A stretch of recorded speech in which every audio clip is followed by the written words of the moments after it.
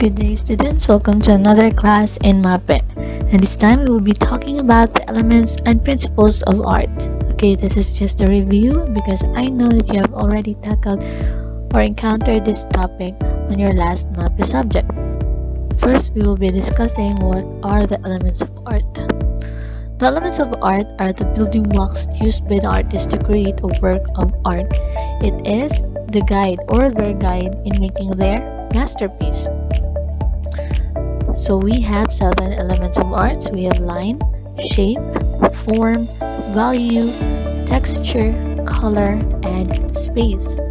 First, lines or a line. A line is a mark that is made on a surface or outline. It is also defined by a point moving in space. First, we have the line or lines. A line is a mark that is made on a surface or outline. It is defined by a point moving in space and can be 2 or 3-dimensional, descriptive, implied, or abstract. We have 5 main kinds of lines. First, we have the horizontal line, lines that run parallel to the ground. Next, we have the vertical line, vertical lines that move up and down. Third, we have the diagonal line, line that's going slant. Fourth, curved line, lines that change direction gradually. And a zigzag line, lines that are made by combining diagonal lines that change direction. If these lines, when viewed in a work of art, it creates confusion. They suggest action and excitement. Second, we have the shape. Shape is always 2-dimension. It also has length as well as width. It is represented as an enclosed area that is defined by color, value, space, texture, and form. When lines form together, they make flat shapes.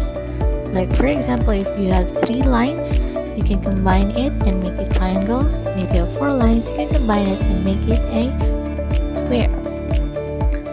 So we have categories of shapes. First category, we have the geometric shape, also called as the regular shapes, like square, rectangle, circle, oval, triangle, pentagon, hexagon, and octagon, and many more.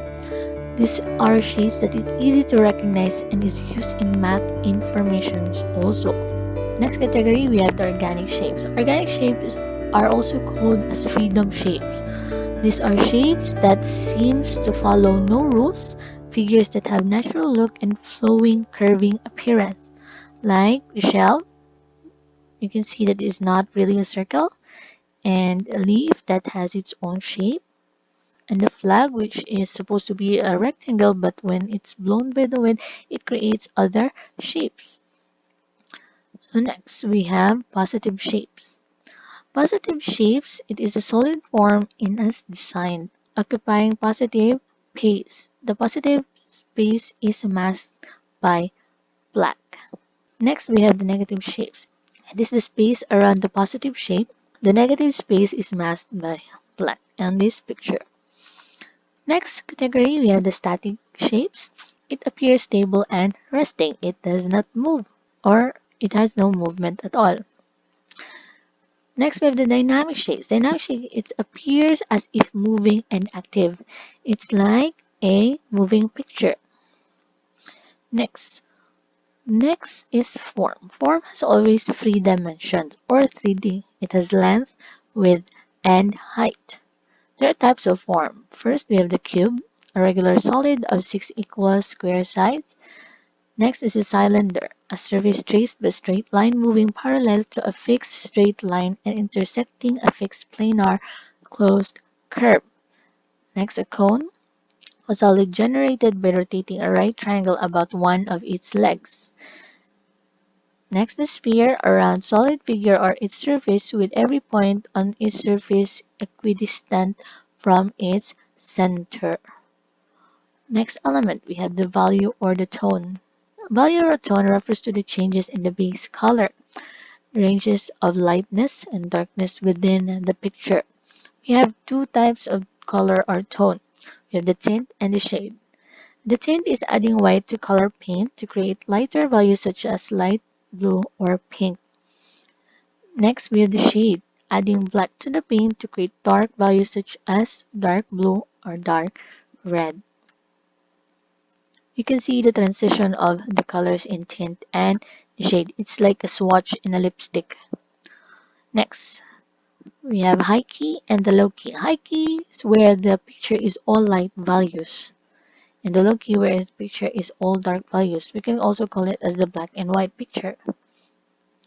Next, we have the value contrast. Value contrast where light values are placed next to dark values to create contrast or strong difference. For example, in this picture, it is contrasting the light or the light of the sun. Next, we have the value scale, a scale that shows a gradual change in value from its lightness value white to its darkness value. Next, we have the texture. The texture is the quality of surface or the way any work of art is represented. It also refers to the way a picture is made to look rough or smooth. In texture, we have two categories. We have the real texture or texture of the real object that you can touch and you can see. Next, we have the implied texture. The implied texture is creating a texture through the image or showing what is the texture within the image. For example, in this picture, we have a furry friend, the cat, and a dog, which is if we touch a dog based on experience or a cat, their furs are very soft or silky. Now we have the color. The color has three characteristics, which are hue, value, and intensity. Hue means the shades red, yellow, or pink, while value refers to the lightness or darkness. Intensity refers to the brightness or dullness of the work of art. And lastly, we have the space. The space is it is a creation of visual perspective, and this gives the illusion of depth. It can also mean the way an artist uses the area within the picture plane. Real space is actually three-dimensional or 3D. Now let's proceed to the principles of art. Principles of art, we also have seven. We have the rhythm or movement, balance, emphasis, harmony, unity, variety, and lastly, the proportion. First, we have the rhythm or movement. Rhythm in art refers to the repetition of a motif or elements of art at regular or irregular intervals. For example, in this picture or painting of waves, using some techniques, artists can somehow convey the illusion of movement. It is the movement of the ocean wave, and the use of curvilinear lines is one of this. Instead of static images, which is the images that does not move, or we can see that there is no movement at all seen in the work of art, the dynamics of curves and geometrical lines makes a work of art more lively and pleasing. Mas buhay at mas nakakaaliw tignan. Next, we have the balance. The balance refers to the idea of maintaining consistency of art elements in various areas in an artwork. For example, in this picture, it is a painting of two flamingo with different colors, which is what we call a asymmetrical balance. Okay, what is asymmetrical balance? Asymmetrical balance is one of the forms of balance. But before that, let's have the first balance, the symmetrical balance.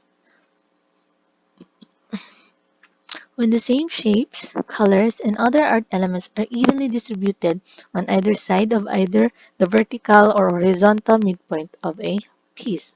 Next, asymmetrical when different shapes, colors, and other art elements are evenly distributed on either side and either vertical or horizontal midpoint of a piece. For example, a man that has an image of a house on one side and a tree on the other side. And also we have an example on the side.